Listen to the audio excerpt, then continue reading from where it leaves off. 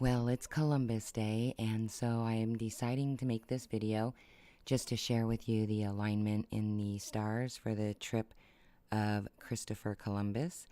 And I just thought it was kind of interesting, and also maybe you can help me understanding the word pinta.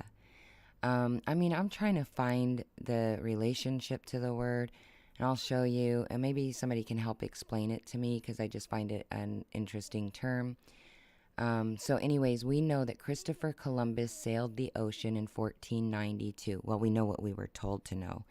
So anyways, in 1492, on August 3rd, Christopher Columbus set sail because he arrives in the Bahamas supposedly 70 days later on October 12th. So if we go and figure that out, then we know that it is 70 days. So from August 3rd to October 12th is 70 days. All right, so now let's go to our star chart.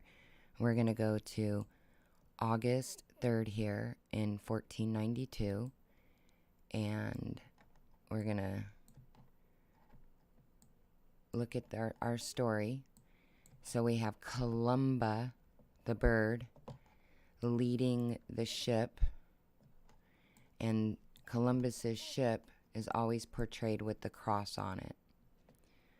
So even if they're practicing their magic, then they're making sure that it aligns to the stars for whatever reason. Or maybe part of it's a mythology and they're just giving us some myth for these stars. So anyways, let's do that again. Sorry about that. So there's Columba, the constellation Columba, with the ship on the ocean blue, and the cross that sits by the ship over here. And all the time we get the pictures of Columbus's ship with the crosses on it. And then just another interesting thing is they're chasing gold, right? And directly above head, at the start of the stern, on August 3rd, we have our gold. And then as the 70 days goes, when the trip ends, the sun will have passed the boat and be over with the Virgin. And so we'll just put it there just so you can see. Okay, so now the sun's past the Virgin, right? And then if you look down below, you'll see now it's at the end of the ship. It's finished. So we start the trip with the sun at the beginning, we end the trip with the sun at the end, the gold, and we have Nina, which is one of the names of one of the boats. So let's go back to 8.3. Now, I'm not saying this means anything, but I do find it interesting that it's a female linked planet Venus in the womb of the Virgo. And we're talking about a baby or a child, I'm not sure what Nina, specifically how it's applied, but it's like child, little girl, child, right? Because it's an not an O. And we have Santa Maria, and so we have Mary, Virgo. And then we have Pinta.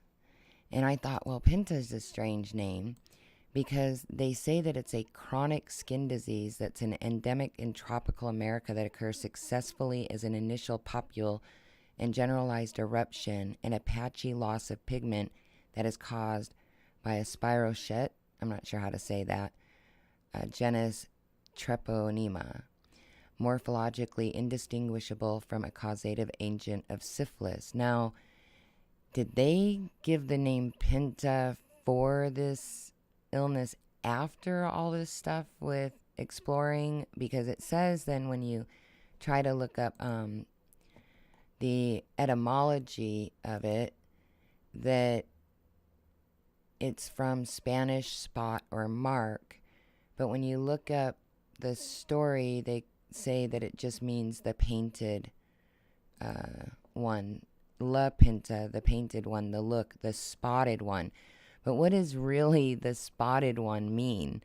I mean, because they've got the spotted one in relationship to Pinta, to an illness, to this indistinguishable from syphilis. So over here, Pinta, chronic topical skin disease characterized initially by the appearance of dry, scaly papular lesions, followed by several years of abnormally colored patches called pintides.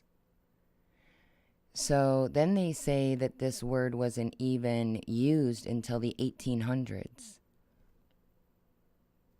They say that it comes from Latin, pictus, which again, colored, painted, but it's not, it doesn't really give time or anything. It's just it's a weird word, especially the spotted one in relationship to that. So we have Maria, and when the trip ends, okay, so as they're sailing, that the gold goes through Marie, and then it ends.